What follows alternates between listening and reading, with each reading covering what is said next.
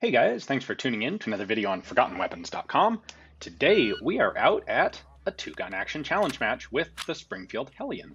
So we have two stages today of rifle shooting, and the first one, if I remember to disengage the safety, is from our cool range prop of a Ford Bronco, where we have two targets downrange at about 100 yards, and you have to engage them two hits on each target. First out the driver's side window, then through the windshield on the driver's side, and then switch over to the passenger seat, engage through the windshield, and then out the window. So the idea here was to create a setup that's going to really highlight the shortness, the mobility of bullpup rifles, as well as test their ambidextrous handling, because pretty much everyone's going to have to shoot some left-handed and some right-handed. So here's me switching to right-handed.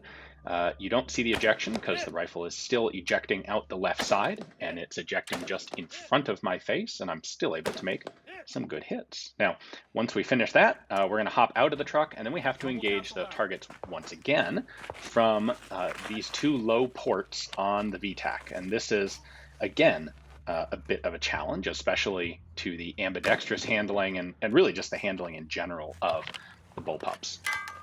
Some sort of strange malfunction where there's no more bullets in the gun. Yes, weird. The gun stops shooting when the ammunition runs out.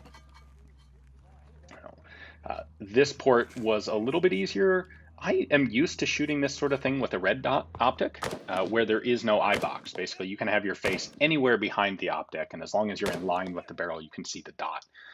Using this scope, there actually is an eye box. I have to have my face in a specific place to be able to see the reticle and make a hit. There's also a relatively high height over bore with the Hellion here, and that made things a little bit trickier for me. It took me a couple tries to get into the right position to be able to get a sight picture. It may not look like it, but that's a very low port to be shooting through. And I'll talk in a moment about the fact that I'm actually shooting this wrong-handed. I'm shooting this right-handed because of the ejection port, actually. All right, I want to point something out on camera here. It really was nice that I could shoot from either side, because when I got under that port, I realized if I'm shooting this left-handed with the ejection side down, I'm going to bounce cases right off the ground and cause malfunctions. So I was able to shoot it right-handed under the barricade and not worry about eating the brass, but still give the brass a clear path up and out for a really low barricade shot like that. And that actually worked really well.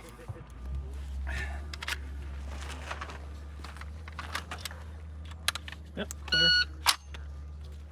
All right, our second stage, we again have two targets set up, this time smaller targets at 50 meters, and we have to engage them, two hits each, once again, as is pretty typical for two-gun, from a variety of positions here. So first, offhand, then we are going to have to move and engage them under the barricade. I give this a try from one knee, but I'm not quite low enough, can't quite do it, so I went prone instead.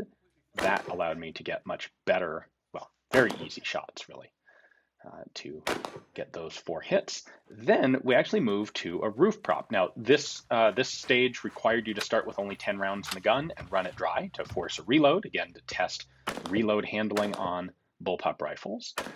From here, through each of these 3 segments under the roof prop, you have to get 2 hits on each of the targets.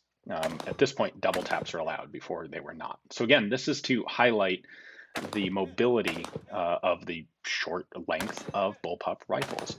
Now, if you're interested in seeing this course run with a bunch of different bullpups and with a couple other people also shooting the Hellion, go check out In Range. Carl has posted, we had 6 people shooting a total of 4 different bullpup rifles. So you can check that out as well. There was one stage that was also all pistol, but I ended up actually taking 7th out of 25 on both of the rifle stages and took 6th in the match overall. All right, so the match was fun, but it was only 2 stages, and I wanted to get a little bit more shooting in. So we've got a few targets set up out here today. Got a plain steel target out there. I've also got a Texas Star, and I'm kind of curious if I can deal with a Texas Star with this thing. try offhand first, and if that doesn't work, we'll adapt as necessary. But start with a few shots on that little steel target.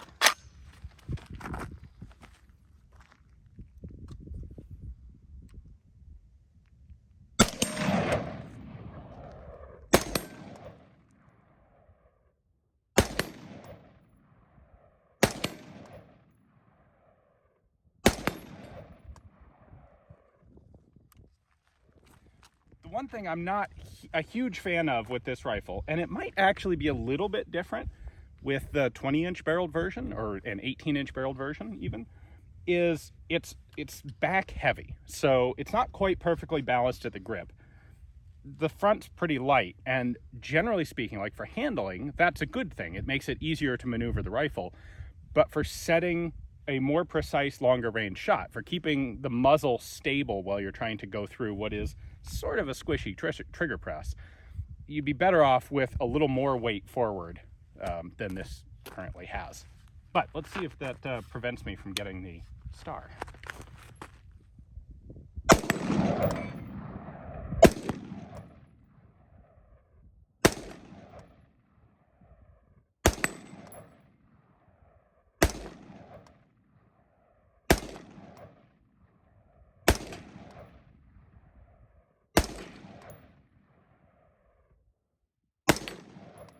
I nicked it.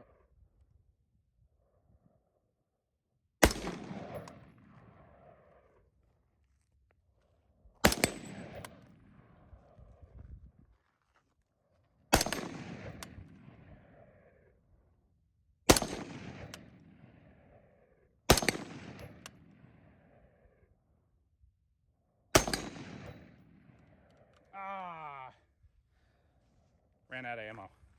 That's hard. I mean, that's a hard target. That's one of MOA targets. Not really super huge stars. Out at 60 yards, probably. There's one plate left on the bottom.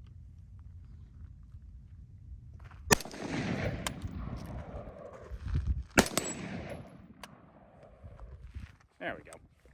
So yeah, it is a little, the muzzle's a little bit wobbly because it's rear balanced. Again, it's all compromises. It's good for close in. It's not as great for long range.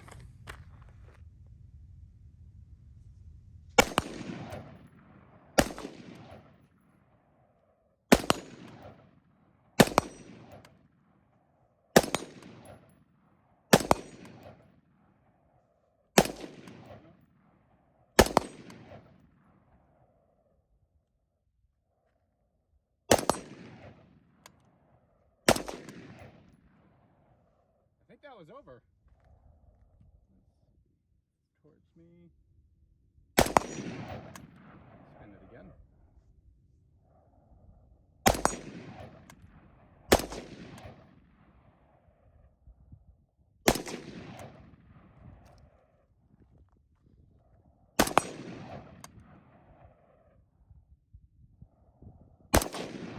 Nope, just under it.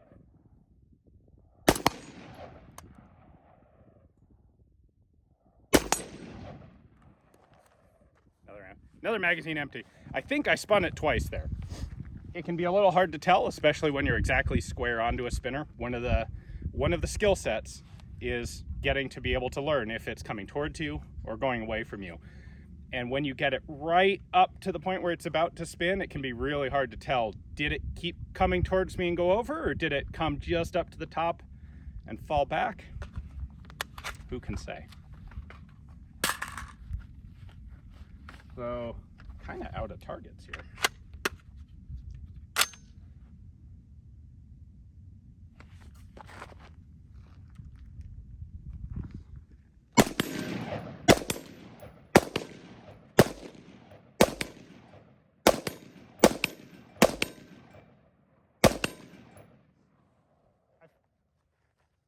I feel like I'll get a little bit better with this over time.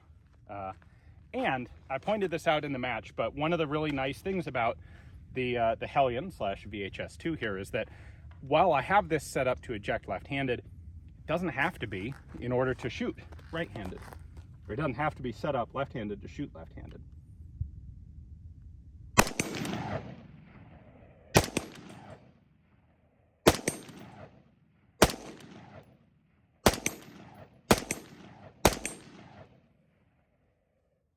you keep your face behind the chin, the cheek rest here, it'll work just fine either way.